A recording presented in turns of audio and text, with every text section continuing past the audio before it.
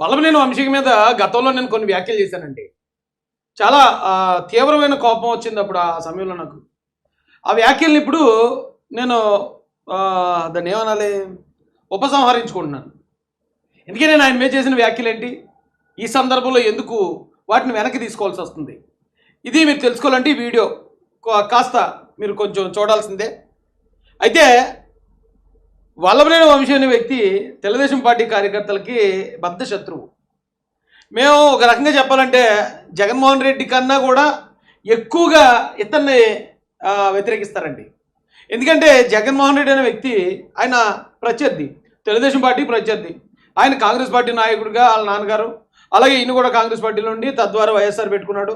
Okay, మాకు ఎప్పుడు ప్రత్యర్థి కాబట్టి ఆయనతో ఉన్న శత్రుత్వం కన్నా ఈయన ఇంటి దొంగని ఈశ్వరుడైనా పట్టుకోలేడు అంటారు చూసారా, అలాంటి వెన్నుపోటుదారుడు, తిన్న ఇంటి వాసాలు లెక్క పెట్టిన వ్యక్తి.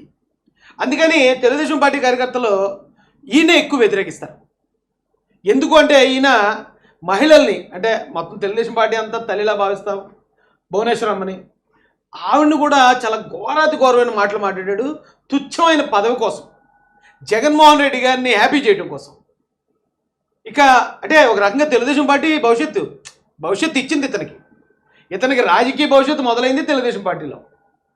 అలాంటి పార్టీని కూడా అంత దారుణంగా మాట్లాడుతూ సాక్షాత్తు అధినేత భార్యని, తల్లి లాంటి మహిళను కూడా నీచంగా మాట్లాడే వ్యక్తిత్వం అయింది పదవి కోసం. అయితే మరి అలాంటి వాడు మీద చేసిన వ్యాఖ్యలు ఎందుకు వెనక తీసుకుంటున్నారు రాయేష్? ఇప్పుడు ఏమన్నా వల్లభనేని వంశీ ఏమైనా మారిపోయాడా అని మీరు అడగొచ్చు. దానికి కూడా కారణం చెప్తానండి. ఆ కారణం చెప్పే ముందు మీరు ఇక్కడ ఫోటోలు చూశారు కదా, ఇది ఒరిజినల్, ఇది ఫేక్ అని పెట్టాం. అంటే ఒరిజినల్ ఫేక్ అంటే ఆ ఫోటో ఒరిజినల్ అని కాదండి. ఫేక్ అంటే ఈ ఫోటో ఫేక్ అని కాదు. మీకు ఒక ఎగ్జాంపుల్ చెప్తాను. బంగారం చాలా విలువ ఉంటుంది బంగారానికి, అంటే ఎక్కువ రేటు ఉంటుంది. 10,000 కూడా అయిపోతున్నట్టుంది ఇప్పుడు గ్రాము. కానీ బంగారాన్ని పోలిన వస్తువులు చాలా ఉంటాయి, మెటల్స్. రోల్డ్ గోల్డ్ సేమ్ బంగారం కానీ ఇంకా బాగుంటుంది. అది రేటు కూడా చాలా తక్కువ ఉంటుంది.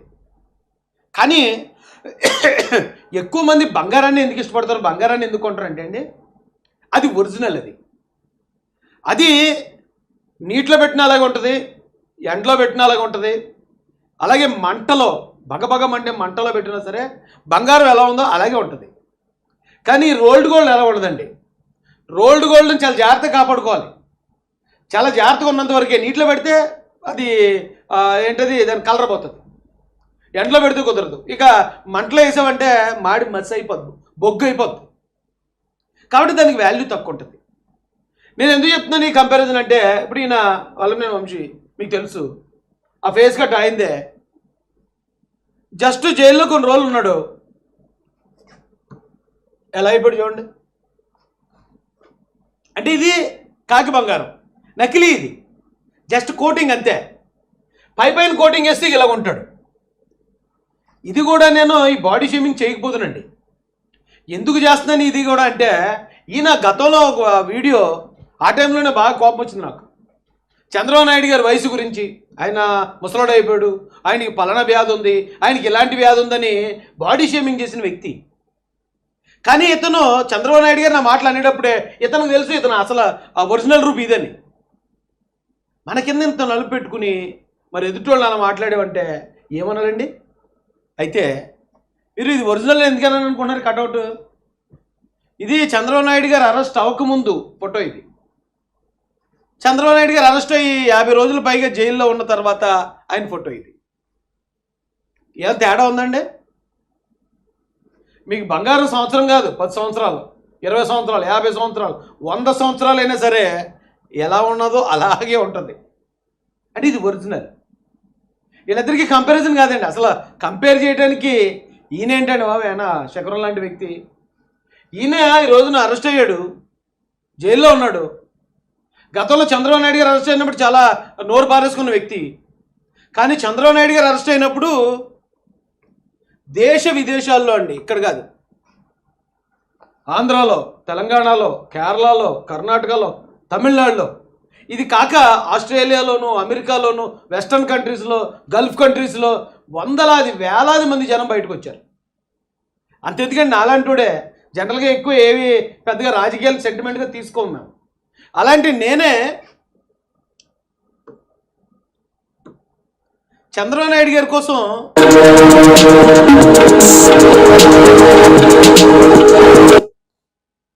ఆయన త్వరగా రిలీజ్ అవ్వాలని చెప్పి దాదాపు 200-300 మెట్లు ఉంటాయి, మోకాలు తెక్కించారంటే ఆయన జైల్లో పెట్టారు అన్నప్పుడు అందరూ సెంటిమెంట్లు అయిపోయామండి. ఎలా అన్న అదేంటి అంత మంచి వ్యక్తిని జైల్లో పెట్టడం, అది తప్పుడు కేసులో పెట్టడం, ఆయన ఎలాగన్నా బయటికి రావాల్సిందే అని కోరుకున్న వాళ్ళు నాలాంటి వాళ్ళే కాదండి, దేశ విదేశాల్లో ఉన్నారు ప్రజలు. ఆ రోజు మేము ఇంత బలంగా కోరుకుంటే సజ్జల రామకృష్ణారెడ్డి లాంటి వాడు కూడా ఏంటి ఆ మెట్లు ఏంటి, ఆ పాకటం ఏంటి, ఆ దేగడం ఏంటి అని హేళనగా మాట్లాడారు ఆ రోజు. కానీ ఈరోజు వైసీపీ నాయకులు చాలామంది అరెస్ట్ అవుతున్నారు. కనీసం ఒక్క వైసీపీ కార్యకర్తను ఎక్కడైనా నిరసన తెలియజేస్తున్నాడా? ఒక్కడో. వల్లంనేని వంశీ నేను తోపుని తురువుని నా అంత పోటుగా లేడని చెప్పుకొస్తాడు. అన్ని రోజులు జైల్లో ఉన్నాడు, ఇక ఇలాగ అయిపోయాడు.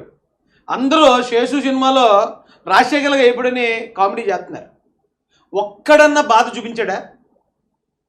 మహాసముద్రానికి అందులో ఉన్న కాకిరెట్టుకున్న తేడా ఇదే అండి. ఇప్పుడు మనం ఆకాశం మీద కూడా ఉమ్మేసేస్తాం, అది తర్వాత మన ముఖమే పడిన తర్వాత కానీ తెలీదు. ఇలాంటి వల్లంనేని వంశీ లాంటి వాళ్ళు ఎంతోమంది చంద్రబాబు నాయుడు గారిని, ఆయన వ్యక్తిత్వాన్ని ఆయన కించపరుస్తూ మాట్లాడేస్తే ఆయన చులకన అయిపోతాడు, ఆయన క్యారెక్టర్ని బదనాం చేసేయచ్చు, జనాల్లో లోకు చేసేయచ్చు అనుకుంటే అయ్యే క్యారెక్టర్ కాదండి అయింది. ఎవడన్నా ఆడండి, మీ ఏడుపులు మీయే, కానీ ఆయన ఎప్పుడూ ఒరిజినలే. ఇలాంటి వ్యక్తులు దేవుడు చూడండి ఎంత తొందరగా నిన్నగాక మొన్నే మాట్లాడాడు అనిపించినట్టుంది. చంద్రబాబు నాయుడు గారి మీద అంత దారుణంగా నోరు పారేసుకుని, భువనేశ్వరమ్మ మీద దారుణంగా నోరు పారేసుకుని ఈ మాట్లాడిన వ్యాఖ్యలు ఇప్పటికీ ఇంకా నిన్న మొన్న మాట్లాడినట్టే ఉన్నాయి. కానీ అప్పుడే తను బతుకు చూసారు అలా తలకిందులైపోయిందో. దేవుడు అన్నీ చాలా పర్టికులర్గా గమనిస్తున్నారండి. మనం ఏ మాట అయితే ఎదుటి మేము ముసలోడు అని పదే అన్నాడు ఇతను. అయితే నేను వెనక్కి తీసుకున్న వ్యాఖ్యలు ఏంటంటే, ఆ రోజున ఇతను చంద్రబాబు నాయుడు గారిని ముసలోడు, చంద్రబాబు నాయుడు గారు ఇలాగని మాట్లాడుతున్నప్పుడు, ఏ వంశీ నువ్వు ముసలోడు అవ్వవా, నువ్వు ముసలోడు అయిన తర్వాత నీకు ఆ పరిస్థితి రాదా అని చెప్పి అప్పుడు వ్యాఖ్యలు చేశాను. ఆ వ్యాఖ్యలను వెనక్కి తీసుకుంటున్నాను. ఎందుకంటే ఇతను ఆల్రెడీ ముసలోడు, ఇంకెప్పుడు ముసలోడు అవ్వాలి? ముసలోడిని మళ్ళీ నువ్వు ఎప్పుడో ముసలోడు అవుతావు అని నేను చేసిన వ్యాఖ్యలు ఏవైతే ఉన్నాయో ఆ వ్యాఖ్యలు వెనక్కి తీసుకున్నాను. ఎంత టెంకరింగు, ఎంత పెయింటింగు, ఎంత పుట్టి వర్క్ చేస్తే ఇలా కొంటున్నాడు ఇతను. జస్ట్ ఒక వర్షం వచ్చిందంటే మొత్తం ఇలాగా పరిస్థితి. ఇలాంటి వాళ్ళు చంద్రబాబు నాయుడు గారిని విమర్శించారండి, ఆయన వ్యక్తిత్వాన్ని హననం చేశారండి.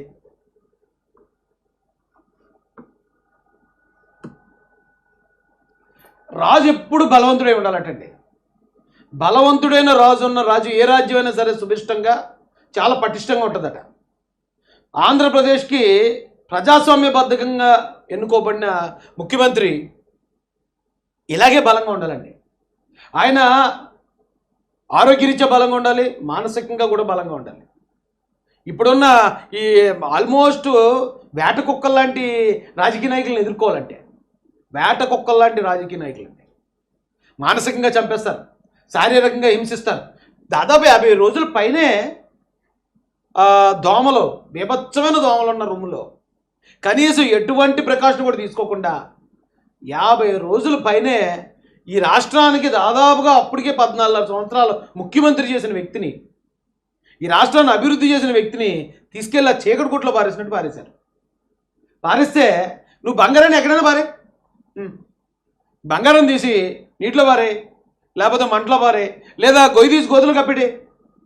10 సంవత్సరాలు కాదు, 100 సంవత్సరాల తర్వాత అది అలాగే మెరుస్తూ ఉంటుంది. ఇది కూడా అంతే.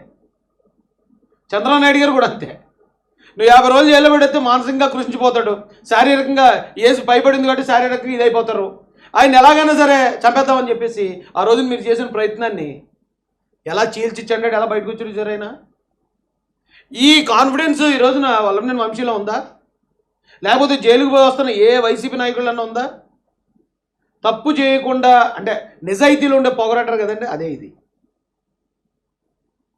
తెలుసుకోవాలి ఇప్పటికన్నా. జగన్మోహన్ రెడ్డి గారు కూడా అరెస్ట్ అయినప్పుడు అండి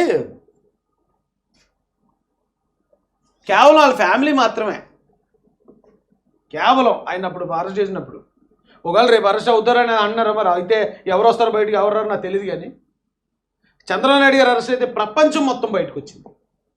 ఆయన ఇక్కడ జైలు నుంచి రిలీజ్ అయ్యి హైదరాబాద్ వెళ్ళేదాకా ఏదో దేవుడు ఊరేగింపు చేసినట్టు చేశారు.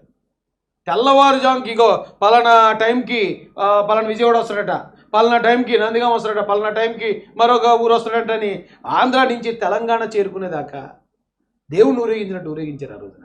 మా ఇంకా గుర్తున్నాయండి. ఇప్పుడు ఈ వల్లభనేని వంశీ వీడియో చూశానండి, బాగా వైరల్ అవుతుంది. ఈ వీడియో చూసిన తర్వాత గుర్తొచ్చింది నాకు.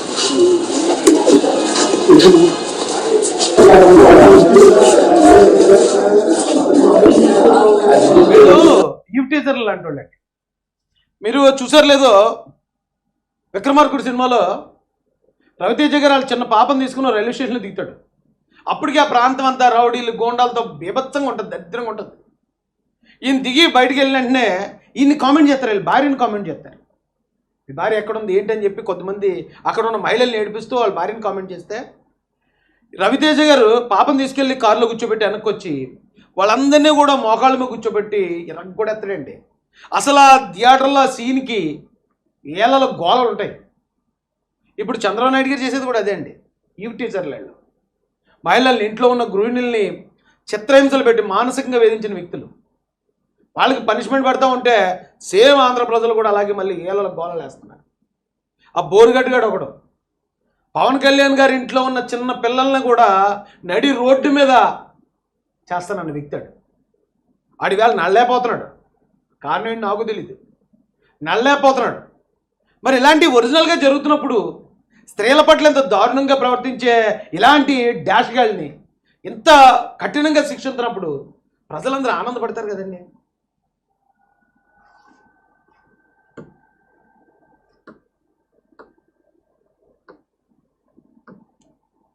అదండి పరిస్థితి. ఆ వీడియో చూసా గుర్తొచ్చింది నాకు, చంద్రబాబు నాయుడు గారి గురించి చెప్పాలనిపించింది.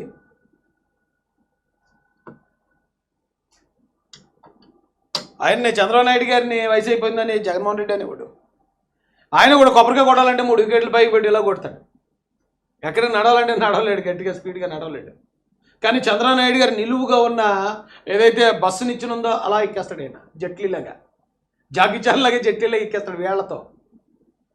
ఆయన ఇంకా అలాగా ఆరోగ్యంగా ఈ రాష్ట్రం కోసం మరో అవకాశం ఉంటే మరొక 50 మరో 100 సంవత్సరాలు బ్రతకాలని హృదయపూర్వకంగా కోరుకుంటూ, ఎవరైతే మహిళల పట్ల ఇలా దారుణంగా ప్రవర్తించిన వాళ్ళు ఉన్నారో వాళ్ళందరికీ ఇంకా కఠినమైన శిక్షలు విధించి రేపు భవిష్యత్తులో మరొకడు ఎవడో కూడా మహిళల జోలికి వెళ్ళకూడదు. రాజకీయంలో ఉండాలి తప్ప మహిళల జోలికి వెళ్తే తాట తీయేస్తారనే భయాన్ని కల్పించాల్సిందిగా చంద్రబాబు నాయుడు గారికి, లోకేష్ గారికి, పవన్ కళ్యాణ్ గారికి విజ్ఞప్తి చేస్తూ, జై భీమ్, జై భారత్, జై జై మహాసేన, జై తెలుగుదేశం, జై చంద్రబాబు, జై జై లోకేష్.